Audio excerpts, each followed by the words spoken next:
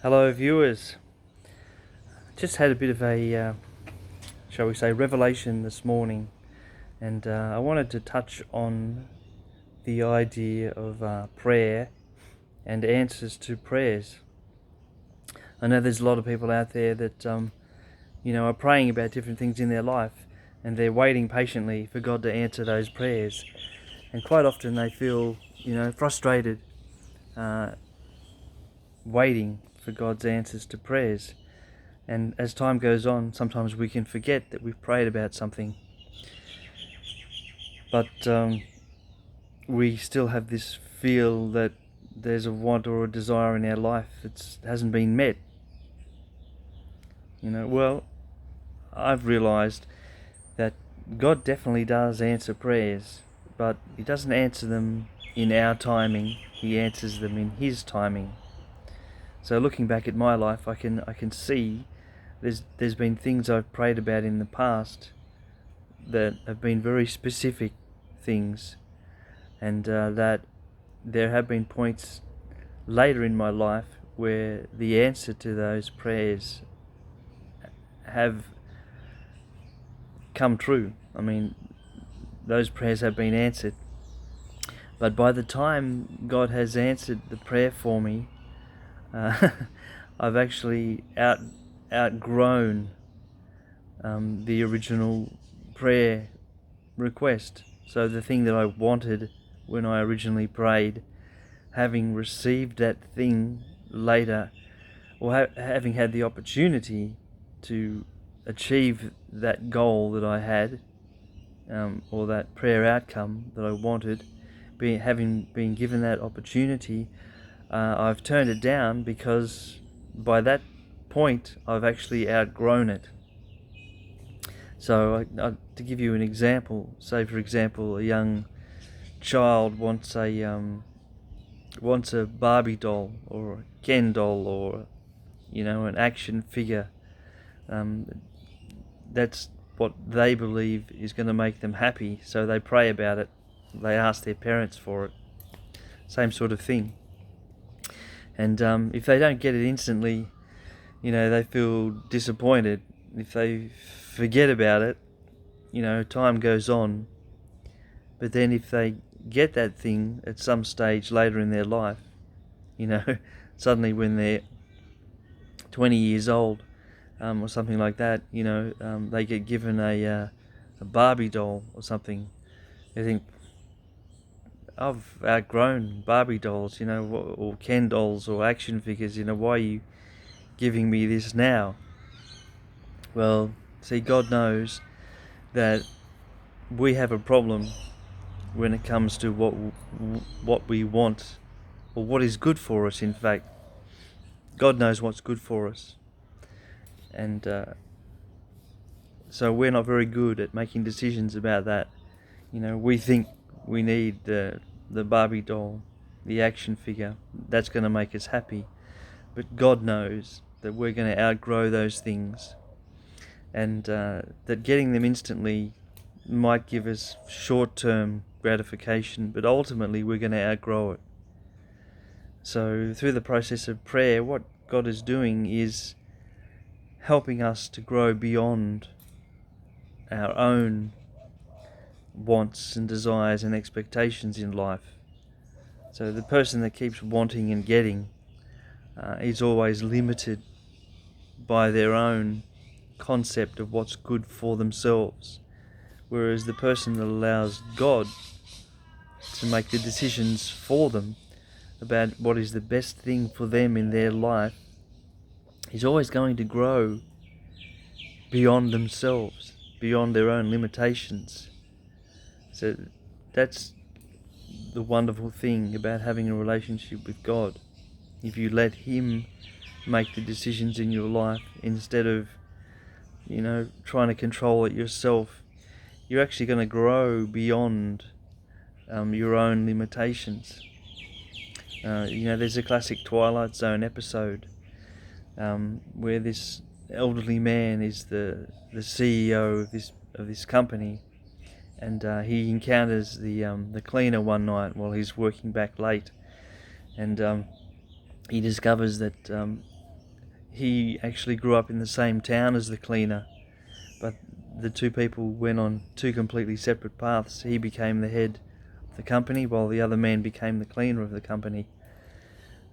He then, explains to the cleaner that even though he's now the head of the company and he has everything that he ever wanted, he's actually no longer happy. He's not a happy man. And that looking back, he realized that it wasn't having everything that brought happiness, but rather it was the process, the struggle, the growth to achieve those things. And in this Twilight Zone episode, it becomes a temptation, and the devil seizes the opportunity and appears to this CEO and gives the man the opportunity to go back to the past and do things differently, to reinvigorate his life, to revisit the struggle of achieving things again, or at least he thinks that's what's going to happen. He makes some very specific requests. He says, I have to be the same age I was 30 years ago. The town that I go back to has to be the same as it was 30 years ago. And I have to retain my memory of everything of the future up to this point now. So the devil sends him back to that town. And when he gets back to the town, he quickly discovers that he can only repeat himself. He could either do the same thing he did last time and end up in the same position he is effectively had achieved in the future, which would be totally boring and frustrating because he wanted to experience doing things over again, a new struggle, some sort of new adventure. But he was limited by himself, obviously. He thought he could use his knowledge of the future, but he quickly discovered that without the technical expertise, the blueprints, to fully explain all the things that he'd seen in the future, there was no way he would be able to make any of these things become a reality. He just didn't have the technical ability and know-how. He was limited by himself again. So he became incredibly frustrated. He really was just a person completely out of time and out of place. So once again the devil appears to him, and he pleads with the devil, saying, let me go back to the future. I hate this past, I'm stuck in it. I just can't seem to progress or do anything different, So the devil agrees to let him go back to the future, but tells him that the future that he was from will now be changed by the fact that he went back to the past and didn't go through with everything like he did before. So he says, okay. So within the blink of an eye, he's back in the future. But now he discovers that everything has been reversed. So the man that was the cleaner is now him. And the CEO is now the man that was the cleaner. Yeah, so it's just a classic example of what I've been trying to explain. We basically will reach a point in our lives where, we get what we want, but we're going to realize that that's not good enough. It's nowhere near good enough. What we want is never going to be ultimately fulfilling and ultimately satisfying. We're going to outgrow that. We're going to outgrow ourselves, our own expectations, our own wants and desires. That only God really knows what is best for us.